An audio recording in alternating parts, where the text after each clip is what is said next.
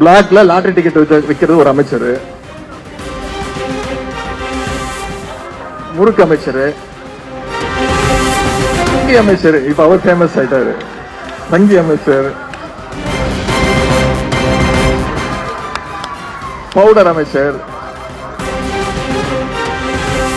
இதெல்லாம் அவை குறிப்பிலிருந்து நீக்கிடுவாங்க. யாரு ஒரு சட்டமன்ற உறுப்பினர் தெரியல, யாரு அமைச்சர்னு தெரியல, யார் எந்த தொகுதியில் நின்று ஜெயிச்சான்னு அவனுக்கே தெரியல.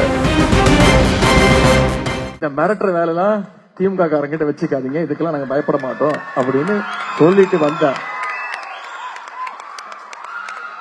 இது நடந்தது போன வெள்ளிக்கிழமை. கிட்டத்தட்ட 72 மணி நேரம் ஆயிடுச்சு. நான் கூட இந்த முதலமைச்சர் கொஞ்சமாச்சும் சூடு சோரணம் இருக்கும் அப்படின்னு நினைச்சிட்டு இன்னைக்கு சபைக்கு போயிட்டேன். குடும்ப திருமணம், எங்களுடைய இல்லத்துல ஒரு குடும்ப திருமணம் முடிச்சிட்டு 10 மணிக்கெல்லாம் அசம்பிளிக்கு போயிட்டேன். இன்னைக்கு முதலமைச்சர் இந்த ஃபைல பத்தி ஏதாவது ஓபன் பண்ணுவாரு, இல்ல ஓபன் பண்ணி பார்த்தேன் ஏதாவது சொல்லுவாருன்னு பார்த்தா வாயவே திறக்கலைங்க.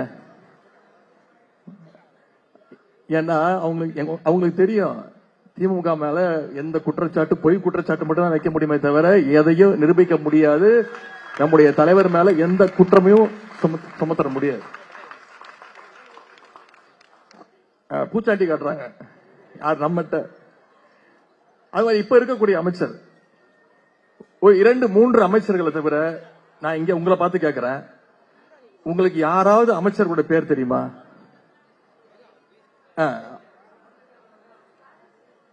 அது போற இடத்துல எல்லாம் பட்டப்பேர் வச்சுதான் கூப்பிடுறாங்க. பட்டப்பேர் சொன்னாதான் இன்னைக்கு எல்லாருக்கும். பிளாக்ல லாட்டரி டிக்கெட் விற்கிறது ஒரு அமைச்சர், முறுக்கு அமைச்சர், திருட்டு விசிடி வைக்கிற அமைச்சர், உருட்டுக்கட்ட அமைச்சர், சங்கி அமைச்சர், இப்ப அவர் ஃபேமஸ் ஆயிட்டாரு, சங்கி அமைச்சர், பவுடர் அமைச்சர்,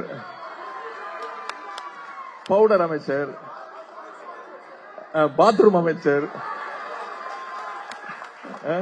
அதுக்கு மேல சொல்ல முடியாது. இதெல்லாம் அவை குறிப்பிலிருந்து நீக்கிடுவாங்க.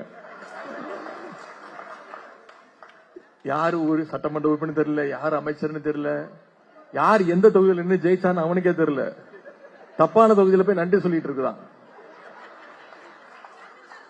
எங்களுக்கு மட்டும் இல்ல, அங்க உட்கார்ந்து இருக்காருல்ல முதலமைச்சர், சத்தியமா அவருக்கும் தெரியாது, வாய்ப்பே கிடையாது.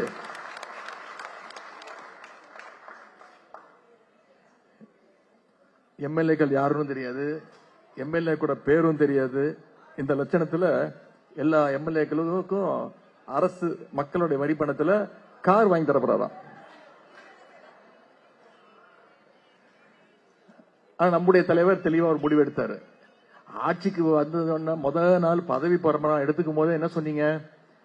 திமுக கஜானாவை தொடச்சு வச்சுட்டு போயிட்டாங்க, அரசு கிட்ட பணமே கிடையாது அப்படின்னு இந்த முதலமைச்சர் சொன்னாரா இல்லையா? இப்போ எங்க இருந்து கார் வாங்குறதுக்கு பணம் வந்துச்சு? விவசாயிகளுடைய கடனை தள்ளுபடி செய்வேன், 100% தள்ளுபடி செய்வேன்னு சொன்னீங்களா இல்லையா? இன்னைக்கு நிதி இல்லைன்னு சொல்லி அந்த திட்டத்தையும் உங்களால செய்ய முடியல. ஆனா இன்னைக்கு எங்க இருந்து கார் வாங்கி தரத்துக்கு பணம் வந்துச்சு? நம்முடைய தலைவர் சொன்னார், திராவிட முன்னேற்ற கழகத்துடைய சட்டமன்ற உறுப்பினர்கள் எங்களுக்கு இந்த அரசு வாங்கி தருகின்ற அந்த கார் தேவையில்லை அப்படின்னு தாங்க சொன்னேன். அதுக்கு உடனே ஒரு அமைச்சர் எந்திரிச்சு கத்துறாரு, அது எப்படி நீங்க கார் வேணான்னு சொல்லலாம்? எங்களுக்கு தரவே கார் தான் வேணான்னு சொன்னா நீங்க வாங்கிக்கோங்க அப்படின்னு. எதற்கு எடுத்தாலும் டீலிமிட்டேஷன் அப்படின்னு இன்னைக்கு நமக்கு பாடம் எடுக்கிறாங்க. இந்த டீலிமிட்டேஷனை, தொகுதி மறுவரையறைய எதிர்த்து இந்தியாவிலேயே குரல் கொடுத்த முதல் இயக்கம் திராவிட முன்னேற்ற கழகம். குரல் கொடுத்த நம்முடைய தலைவர் எப்போ 2024ஆம் ஆண்டு தீர்மானம் நிறைவேற்றிருக்கிறோம். சென்ற வருடம் சட்டமன்றத்தில் தீர்மானம் நிறைவேற்றிருக்கிறோம். நம்முடைய தலைவர் அந்த டிராப்ட் பில்ல தெருவில் இறங்கி அதை கொளுத்தி போட்டார். அந்த பில்லை எதிர்ப்பு தெரிவிச்சோம். நாம எதிர்ப்பு தெரிவிச்ச காரணத்தினால்தான் ஏப்ரல் மாசம் அந்த திட்டத்தையே பாஜக கைவிட்டுச்சு. நம்முடைய தலைவரும் நானும் அதை எரிச்சேன், தொகுதி மறுவரை அந்த டிராப்ட் பில்ல. இன்னைக்கு நமக்கு இந்த அரசு பாடம் எடுத்துட்டு இருக்கு. எனவே இந்த அரசுக்கு ஒரு சரியான பாடத்தை கத்துக் கொடுக்க வேண்டிய நேரத்தில் நிச்சயம் நீங்க செய்வீங்கன்ற அந்த நம்பிக்கை